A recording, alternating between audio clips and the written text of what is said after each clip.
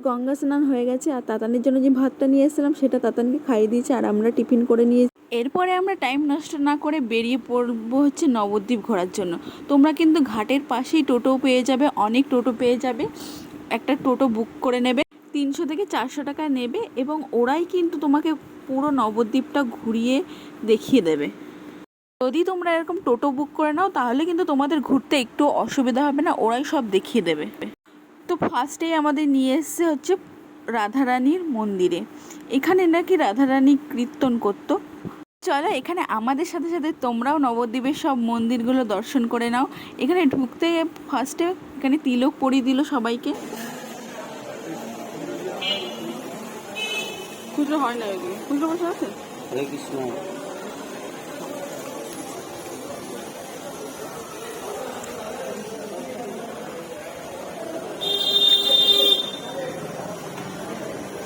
হরে কৃষ্ণ।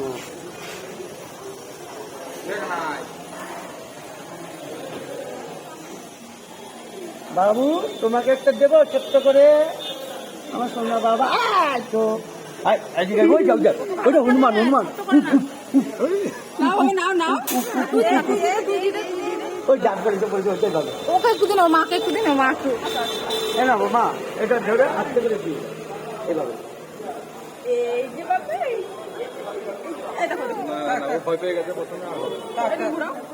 অন্য জায়গা, আবার অন্য অন্য জায়গায়।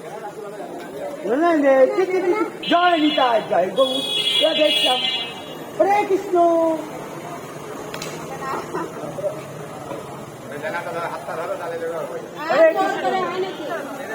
আবার অন্য জায়গা,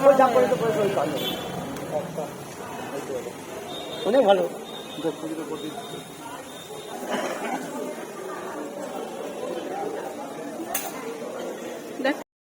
তো এখানে তাতান তো তিলক নিলই না। যাই হোক, এখানে কিন্তু আছে হচ্ছে গুপ্ত বৃন্দাবন, যেটা তোমরা স্কিপ না করে দেখতে থাকো, আমার সাথে তোমরাও আজ দেখতে পাবে। তো এখানে রাধারানীর মন্দিরটা ফার্স্টে দর্শন করলাম আর এখানে দেখো কি সুন্দর একটা গোপাল রয়েছে আর রাধাকৃষ্ণকে কি সুন্দর, অপূর্ব সুন্দর লাগছে না, কি দারুণ লাগছে। আর এখানে ভিডিও করা নিষিদ্ধ আছে, তাও আমি লুকিয়ে লুকিয়ে করছি, জন্য একটু ভয়ে ভয়ে ভিডিও করছিলাম।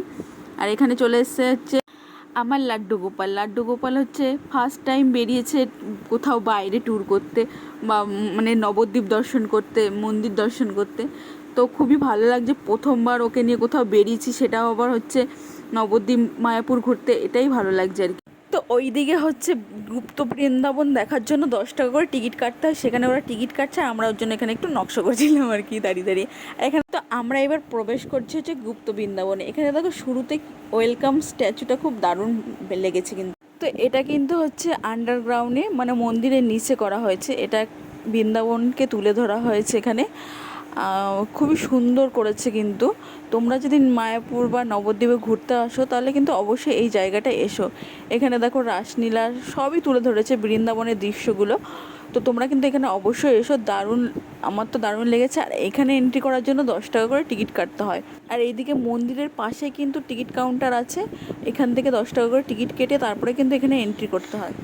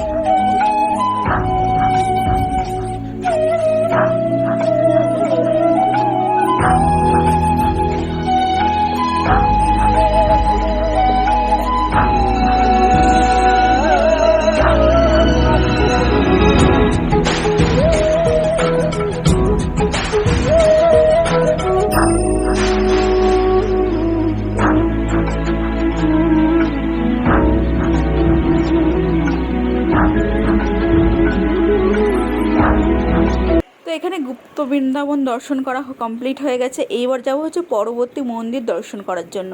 তো এই মন্দিরের নামটা কিন্তু আমার ঠিক মনে নেই। তো নবদ্বীপ বা মায়াপুরে যদি তোমরা কোনোদিনও আসো ফ্যামিলি নিয়ে, তোমরা কিন্তু এই মন্দিরগুলো অবশ্যই দর্শন করে যেও। তো তা এটা হচ্ছে আশা করি যে সিংহাসনটা আছে রূপোর সিংহাসন, এখানেও হচ্ছে রাধাকৃষ্ণ আছে। রাধাকৃষ্ণর মুখগুলো দেখলে না মনটা পুরো ভরে যায়। নমো করো, নমো করো বাবা, নমো করো, নমো করো।